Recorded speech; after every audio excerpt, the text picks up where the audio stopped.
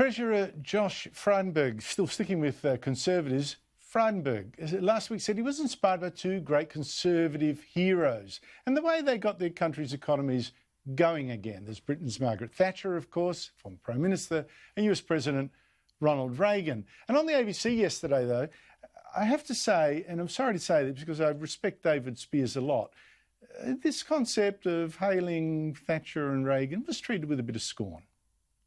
I did say when it comes to economic reform the other day that you'll be taking inspiration from Margaret Thatcher and Ronald Reagan.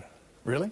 Well, they dealt very successfully with the challenges that they faced, particularly stagflation, high unemployment, high inflation. But if you look at Margaret Thatcher, after Labor's winter of discontent, she came in, she reduced the number of days lost to industrial disputation from 30 million down to 2 million. She cut taxes and she talked about every earner being an owner. Also went for some sweeping IR reform that might scare some workers. Well, she had 11.5 years, so she was doing something right.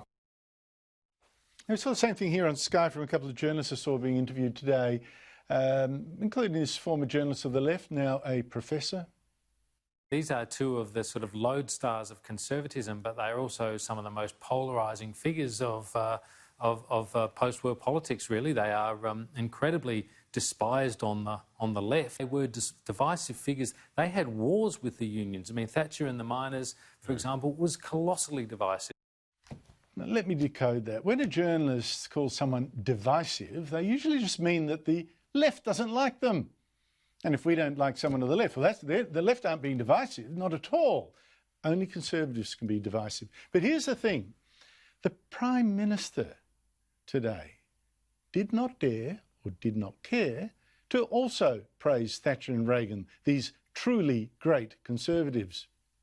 We're leading an Australian response to this, a uniquely Australian response. Deflect, deflect, deflect. Joining me is the panel, former Victorian Liberal President Michael Costa and former New South Wales Labor Treasurer Michael Costa.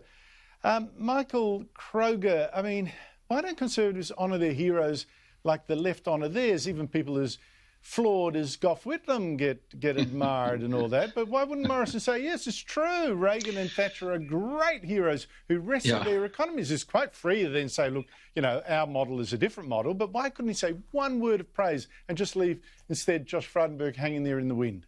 Well, because he's not getting distracted by criticisms of or praise of Thatcher or Reagan, and he's not getting, sidetracked by criticising Daniel Andrews, the other premiers, etc. He's singly focused, and we've all noticed that. But of course, Josh Frydenberg was absolutely correct. He was absolutely correct. These are two great figures, and of course the left hate them because they kept getting re-elected. But the economic performance of those two was, incredibly good for their countries, and it's the only way to go. I mean, unless you stimulate the 80% of the economy which provides jobs for people, you're going nowhere in this modern economic theory nonsense that you go just keep printing money. This is a new incarnation of when you've run out of other people's money. Now what you do is you print more money. Well, of course, that's a road to economic ruin. And the Germans found that out in the 20s, and the Argentinians found it out, and even Robert Mugabe found that out too. So it's absolute nonsense. But yeah, Frydenberg, I'm going to skip lightly over your defence, saying he doesn't want to get distracted. I understand that. But the point is, if you don't actually build up your own heroes, you got nothing. You've got nothing. You leave no footprints in the sand. Michael Costa, but I want to pick up on that last point that that Michael Costa made, and that is, I'm glad Josh Frydenberg admires Thatcher, but the point is, this is not a Thatcherite economy anymore, because most of the economy is propped up by government handouts and will be for many years to come, I suspect.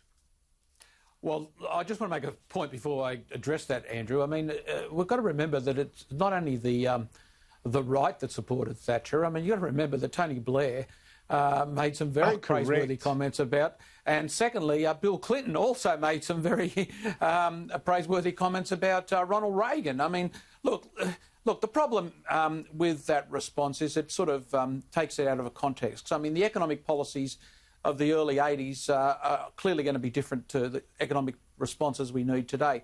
But remember, Thatcher and Reagan are heroes because they helped win the Cold War. And that's why, people that are sensible about this can reflect on their strengths, which is certainly in terms of winning the Cold War in a way that, nobody thought was possible. and secondly, the revitalisation of those economies. Were they perfect? Obviously not, particularly Reagan. The deficits blew out, and we all know the consequence of that. But to take up your point, yes, it is a different economy.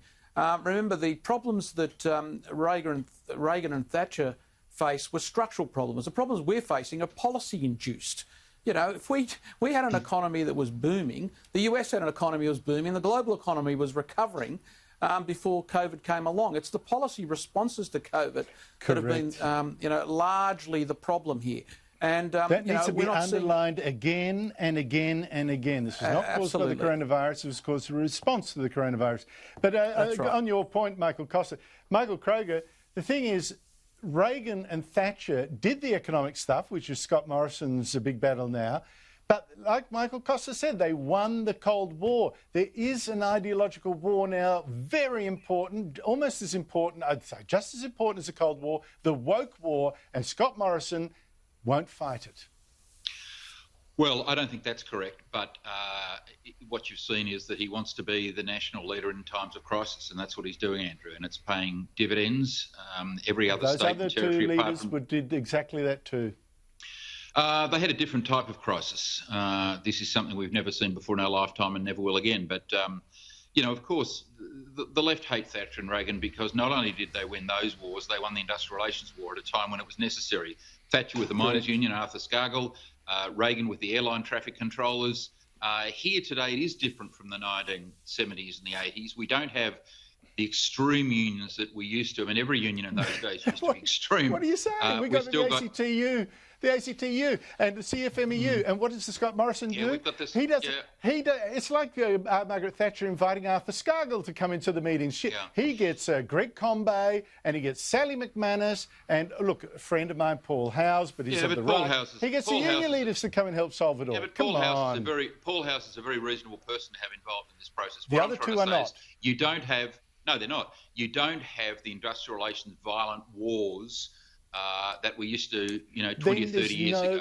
True. Then there's no reason to invite the union leaders of these lost causes to come in and help you set your industrial relations framework. Michael Costa, Black Lives Matter organisers today, lost their appeal against the Supreme Court, banning tomorrow's protests in Sydney because of the coronavirus bans. Now, the organisers they're on the far left said they'd go ahead anyway. And so did the mother of David Dunga, who died in Long Bay Jail in 2015. Here she is. That is the permission for the government to give that old. And when is he going to stand up and stop these people from murdering our Aboriginal race? OK, so the organisers say this march has to go ahead because police are murdering Aborigines. Is that a good reason?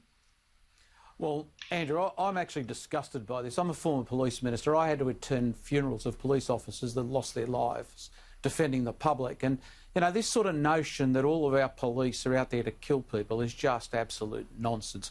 99% of our police officers act appropriately and, you know, they are respected highly in the community. And I find it, you know, a really distortion of the facts to label everybody with, you know, the sins of a very few sets of people. But having said I'm also, you know, concerned that the courts should restrict people having, you know, protests. You know, look, they got them on a technicality. As I understand it, they didn't give proper notice on this.